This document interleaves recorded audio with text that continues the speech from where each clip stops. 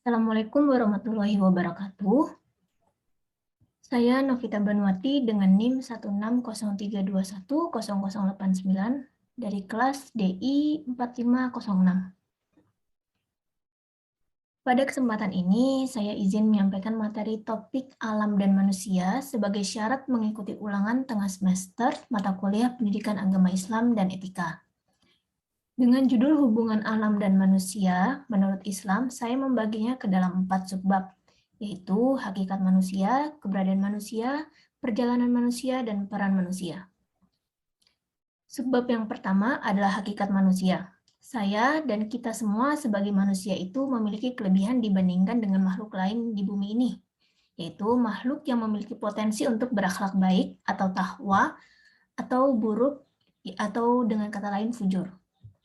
Manusia juga memiliki jabatan khalifah fil ardi yang berarti abid atau hamba Allah.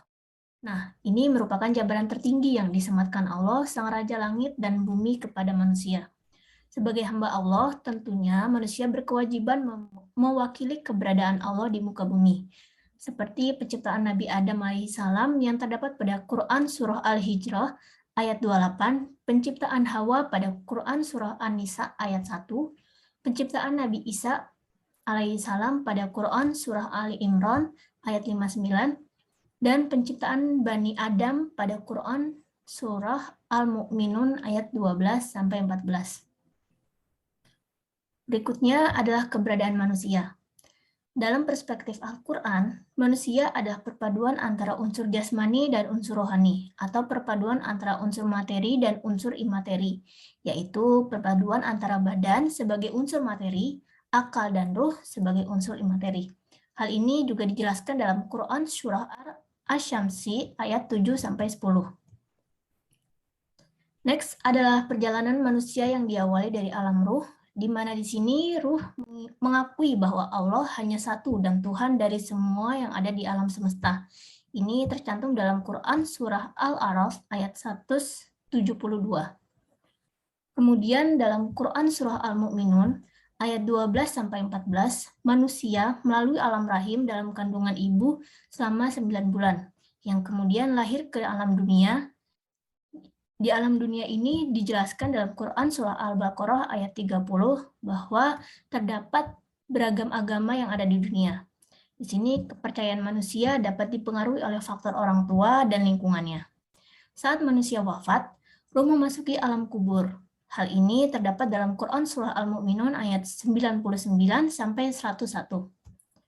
Kemudian ruh meninggalkan raga manusia dan memasuki alam akhirat. Terdapat dalam Quran Surah Hud ayat 103-108. Pada hari kiamat, tiupan sangkakala pertama, semua manusia akan mati. Kemudian datanglah tiupan sangkakala kedua, di mana semua manusia yang mati akan bangkit dari kuburnya. Hal ini dijelaskan dalam Quran Surah Az-Zumar ayat 68. Penjelasan hari hisab terdapat dalam Quran Surah Al-Insyiqaq ayat 1-13, di mana semua amal perbuatan manusia akan diperhitungkan. Hari jasa adalah hari pembalasan semua amal perbuatan manusia selama di dunia.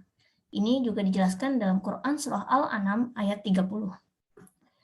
Terakhir adalah peran manusia yang dibagi ke dalam 5 aspek. Pertama, aspek historis adalah penciptaan manusia disebut dengan Bani Adam, sebagaimana firman Allah Subhanahu wa taala dalam Quran Surah Al-A'raf ayat 31.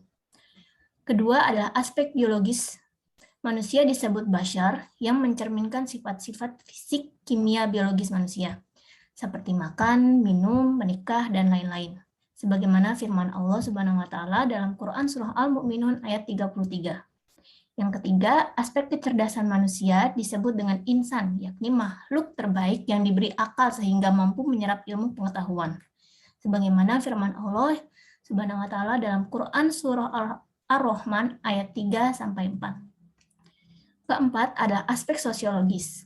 Manusia disebut anas, yakni yang menunjukkan sifatnya yang berkelompok sesama jenisnya. Sebagaimana firman Allah Subhanahu wa taala dalam Quran Surah Al-Hujurat ayat 13.